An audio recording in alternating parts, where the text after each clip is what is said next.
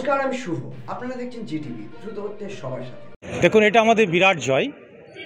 আমি যখন 2021 সালে বিধায়ক হই তার কয়েক মাসের মধ্যেই আমি বিশেষ করে আমার স্বাস্থ্যমন্ত্রী তথা মুখ্যমন্ত্রীকে চিঠি করেছিলাম অনেকগুলো বিষয় নিয়ে। তার মধ্যে এটা ছিল আমার অন্যতম দাবি যে ডোমকল সাব ডিভিশনাল হসপিটালে কোনো ডায়ালিসিস ইউনিট নেই।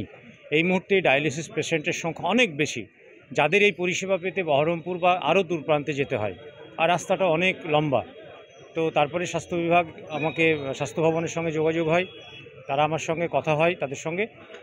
এই মাত্র আমাদের যেটা উদ্বোধন হলো 4+1, এটা আমাদের বিরাট জয়। এই 5টি ডায়ালিসিস বেডের, এবং আমাদের নতুন সুপার সাহেব এসছেন, তিনিও খুব দক্ষতার সঙ্গে, আমাদের আরও অ্যাসিস্ট্যান্ট সুপাররা আছেন, সবাই মিলে মাননীয় এসডিও সাহেব, মাননীয় এসডিপিও সাহেব, আমরা সকলে মিলে আজকে এই ডায়ালিসিস ইউনিটের শুভ উদ্বোধন করলাম।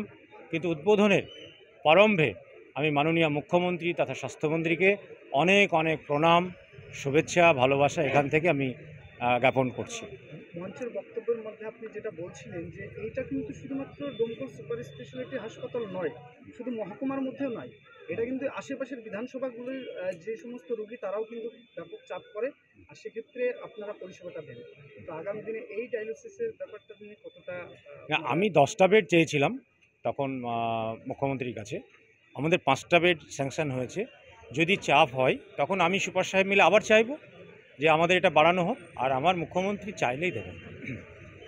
আমি আরেকটা অন্যরকম প্রশ্ন করছি। আপনি সাধারণত গতকালকের মতো জায়গায় দেখা গিয়েছে ইসলামপুরে, আপনার পাশেরই বিধানসভায়, সেখানে 2জন ডেঙ্গু আক্রান্ত হয়ে মারা গিয়েছে। সেক্ষেত্রে আপনার পৌরসভা যেহেতু শহর এলাকা, কতটা পদক্ষেপ নিয়েছেন এবং সচেতন আছেন? ডেঙ্গু নিয়ে আমরা সারা বছর সচেতন থাকি। প্রতিদিন দেখবেন আমাদের শহরের বিভিন্ন রাস্তাঘাট, সরু রাস্তা, এতে আমরা জঙ্গল সাফাই, মশার ডিম্বাণু যেখানে না হবে সেরকম পরিবেশ আমরা তৈরি করি। সর্বসময় আমরা সেটা নজরদারিতে রাখি।